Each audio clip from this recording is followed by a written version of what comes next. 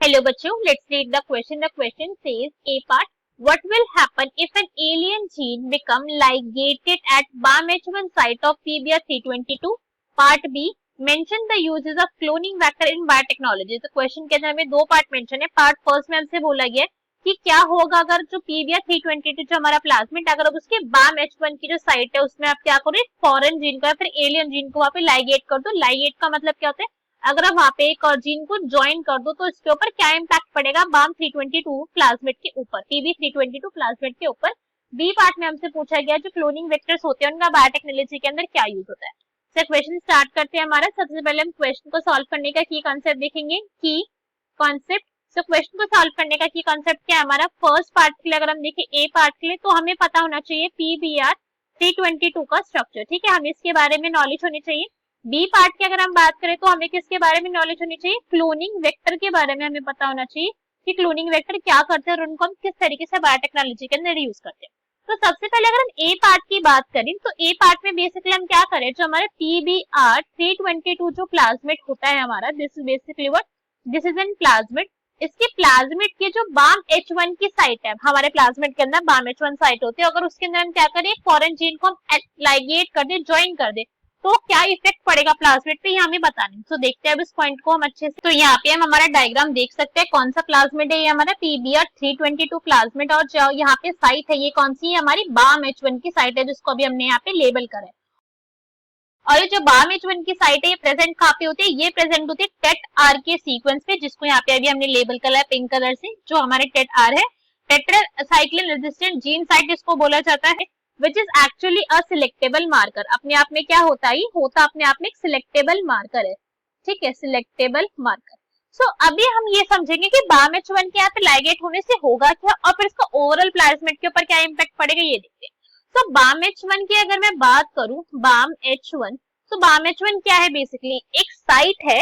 This is basically a sequence. ठीक है, sequence है प्लाज्मिड के ऊपर जहां पर BAM-H1 एंजाइम जो होगा जब वहां पर आएगा तो सिर्फ इतने रीजन के अंदर जहां पर उसका सीक्वेंस प्रेजेंट होगा वहां पर वो अपना काम करेगा. कटिंग करवाएगा, क्या करवाएगा वो बाद में देखेंगे.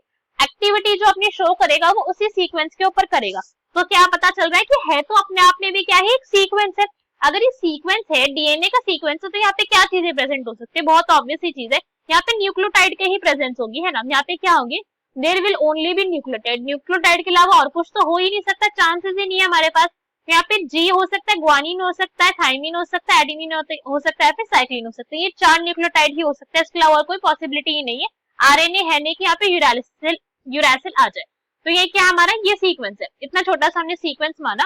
और अभी मान लेते हैं कि हमारे पास क्या है, यहाँ पे सीक्वेंस प्रेजेंट है, दैट इज GAATGC, कुछ भी सीक्वेंस मान लेते हैं. 5 प्राइम टू 3 प्राइम पर ये सीक्वेंस एग्जाम्पल है और ये कोई एक्चुअल सीक्वेंस नहीं है, ऐसा नहीं पाया जा रहा है. और यहीं पे अगर हम देखें अब इसके कॉम्प्लीमेंट्री, अगर ये G है तो इसका अपोजिट क्या होगा, G के अपोजिट हो जाएगा यहाँ पे C, A के अपोजिट यहाँ पे हो जाएगा T, राइट. तो यहाँ पे हमने क्या करें, कॉम्प्लीमेंट्री सारे के सारे पेयर्स यहाँ पे हमने हमारे ड्रॉ कर लिए. अब हमने क्या बोला है कि मान लो कि यही साइट जो है वो BAM-H1 की साइट है. क्या साइट है अभी हमें नहीं पता, एग्जांपल के लिए हम समझ रहे हैं. और यहाँ पे मुझे करना है, मेरा कोई फॉरेन जीन पे लाइगेट करवाना है. तो यहाँ पे क्या करा मैंने, इस वाले रीजन पर मैंने यहाँ पे करवा दिया लाइगेशन.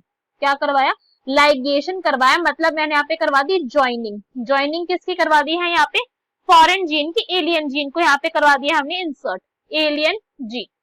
अब एलियन जीन है तो उसका भी तो कुछ ना कुछ सीक्वेंस होगा, हवा में तो है नहीं वो भी. तो ये जीन क्या है, मान लेते हैं इसका छोटा सा सीक्वेंस है, सिर्फ 3 न्यूक्लियोटाइड का. एलियन जीन है तो एलियन जीन का क्या सीक्वेंस है, इसका सीक्वेंस है AAG, इसका ये सीक्वेंस है. अगर ये वाला सीक्वेंस यहाँ पे ज्वाइन होगा तो इसका क्या रिजल्ट आ जाएगा कि जो अब हमारा पूरा का पूरा स्ट्रैंड है वही चेंज हो जाएगा.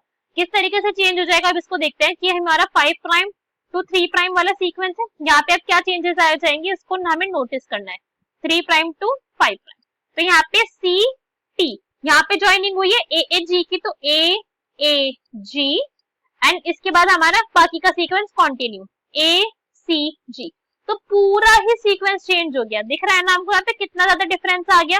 पहले कुछ और सीक्वेंस था, अब कुछ और सीक्वेंस हो गया. और इसी का इम्पैक्ट किस पे पड़ेगा, उसके कॉम्प्लीमेंट्री स्टैंड पर भी पड़ेगा कि अब यहाँ का जो सीक्वेंस है वो भी चेंज हो जाएगा. तो इससे हम क्या कह सकते हैं कि पूरा का पूरा जो सीक्वेंस था BAM-H1 का क्या हो जाएगा, वो हो जाएगा डिस्टर्ब, है ना. BAM-H1 का सीक्वेंस क्या हो जाएगा, डिस्टर्ब हो जाएगा. डिस्टर्ब होने के साथ साथ एक पॉइंट जो हमको पता है कि हर एक जो सीक्वेंस होता है वो स्पेसिफिक है।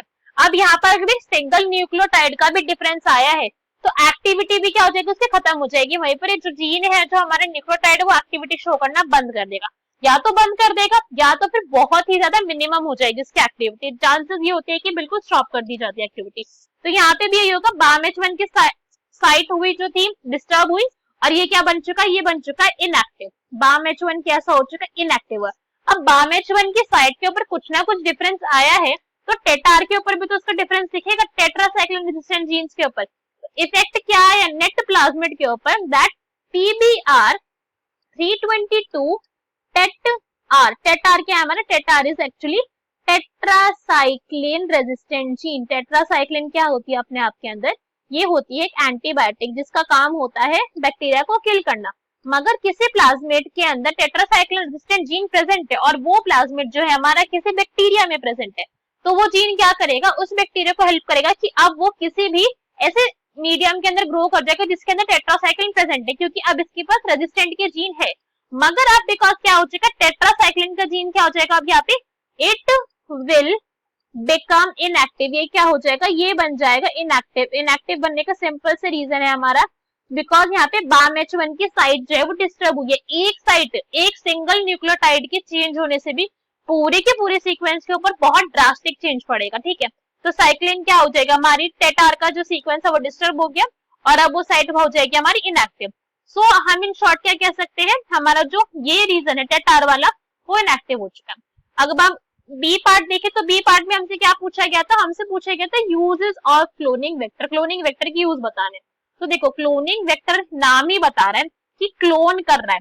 क्लोन किसको कर रहा है, जो जीन हमने यहाँ पे डाला है, जो फॉरेन जीन हमने इंसर्ट करा है, तो उसका सिंपल से यूज होता है टू इंसर्ट, इंसर्ट करवा रही हम gene, insert foreign gene, foreign gene को इंसर्ट करवाने का काम लेते हैं हम इससे, फॉरेन डीएनए, ठीक है, फॉरेन डीएनए को हमको इंसर्ट करवाना है।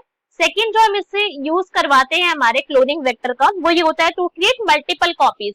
हमें यहाँ पे क्या करनी है, क्लोनिंग करवानी है जीन के। सो क्लोनिंग ऑफ डिजायर्ड जीन, जो डिजायर्ड जीन हमने इसके अंदर डाला है हमें उसी की तो क्लोनिंग करवानी है in host cell, host cell के अंदर ये क्लोनिंग हो रही है।